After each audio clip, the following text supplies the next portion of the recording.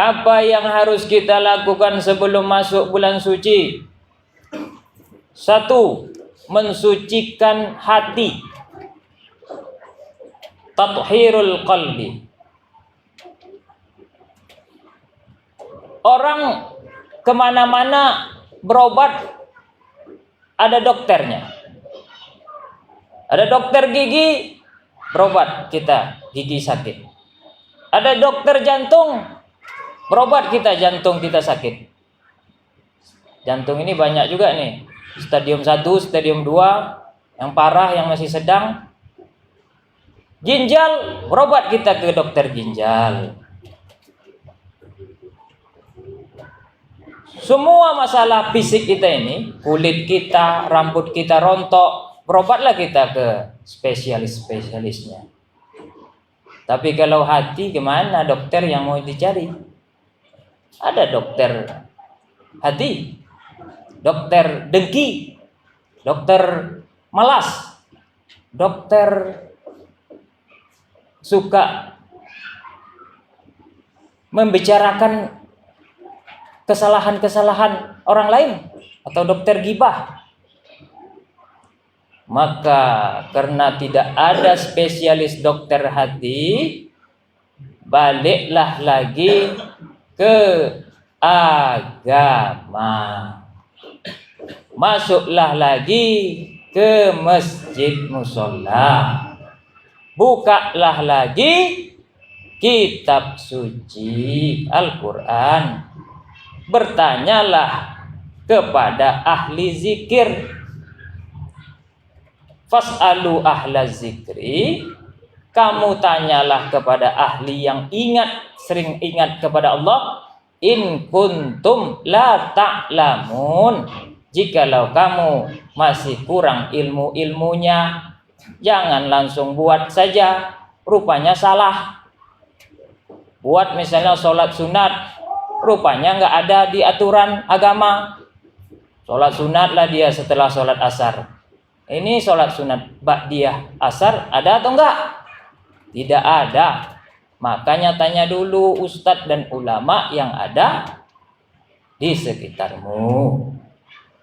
Ada cerita yang beredar. Dulu di zaman Nabi Nuh naik kapal, maka banyaklah kotoran di kapal itu. Ya kan kapal itu semua bumi kita ini banjir. Pencalimbat ini banjir juga. Pekanbaru banjir. Pokoknya yang ada cuman yang hidup di atas kapal Nabi Nuh. Sepasang-sepasang. Kambing sepasang, onta sepasang, gajah sepasang. Akhirnya selama di kapal itu tentu banyak kotoran. Karena banyak kotoran, banyak yang beol maksudnya. Bingung. Akhirnya Nabi Nuh bingung. Lalu Nabi Nuh mendapat petunjuk, minta petunjuk. Datanglah malaikat Jibril. Apa kata malaikat Jibril? Udah, usap dahi gajah. Diusaplah sama Nabi Nuh dahi gajah. Timbullah babi 2 sepasang. Kemudian dimakanlah kotoran-kotoran yang ada di kapal. Cerita ini bersebar di media sosial. Bisa betul, bisa tidak betul. Nah, ini hati-hati umat Islam. Jangan yang ada di HP itu langsung, oh betul ya, rupanya babi berasal dari dahi gajah yang diusap Nabi Nuh ketika di kapal Nabi Nuh.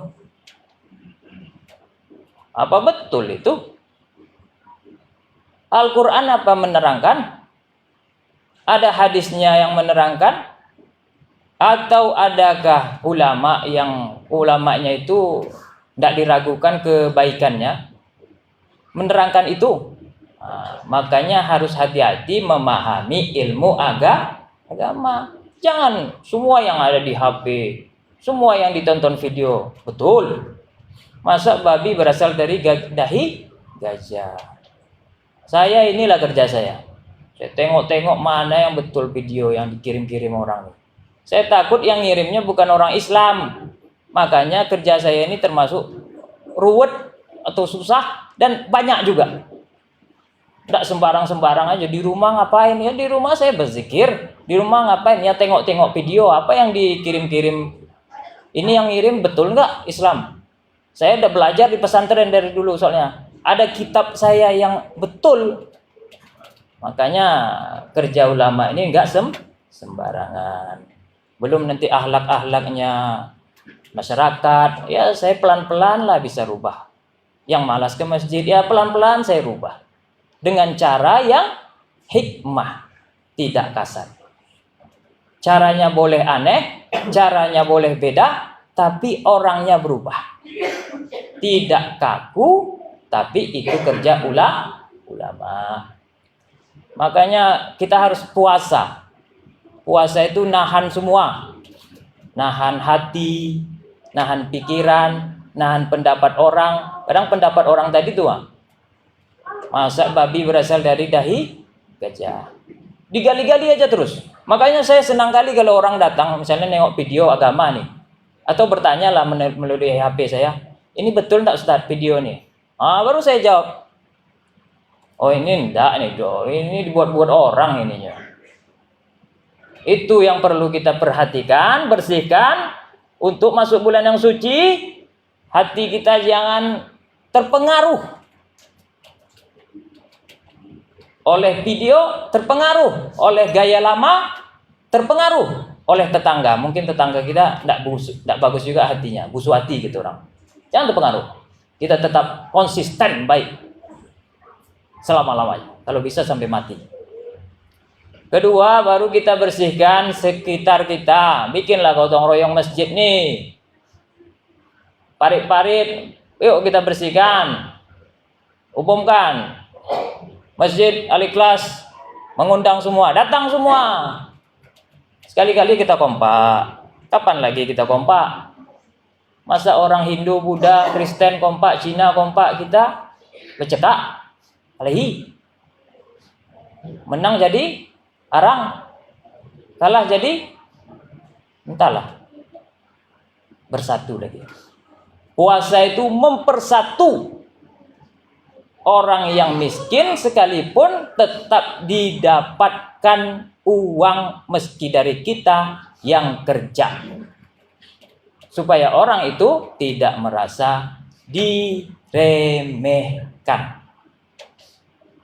Ya kan? Ketiga, bersihkan lagi kuburan-kuburan yang sudah meninggal, teman kita, bapak kita, ibu saya ini sudah meninggal.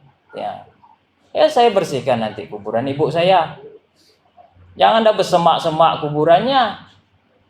Mereka itu hidup. Orang yang dah mati kita bilang doa, itu hidup itu. Buktinya apa mereka hidup? Kalau kita datang tentu baca Assalamualaikum. Assalamualaikum ya ahlal kubur. Tak mungkin. Ngapain aku Assalamualaikum masuk kuburan? Orang dah ada kok. Tak masuk akal lah Islam nih. Mereka itu hidup, tapi tidak lagi jasadnya ada. Jasadnya di mana? Dikubur. Ada yang sudah hancur? Ada. Ada yang tidak hancur? Mungkin bisa juga. Kalau Allah menghendaki jasadnya harum dan tetap utuh. Makanya ada jasad-jasad para nabi, para ulama yang tidak hancur. Itu bisa. Ya bisa aja kalau Allah menghendaki. Kalau yang lain, ya pada hancur semua. Tetap kita ziarah, kita kunjungi, kita bersihkan kuburannya, tetaplah. Yang keempat ini yang terakhir sebetulnya banyak lagi. Tolong kita saling memaafkan. Tak boleh dendam kusumat tuh doh. Aku udah tak suka sama dia kata-katanya.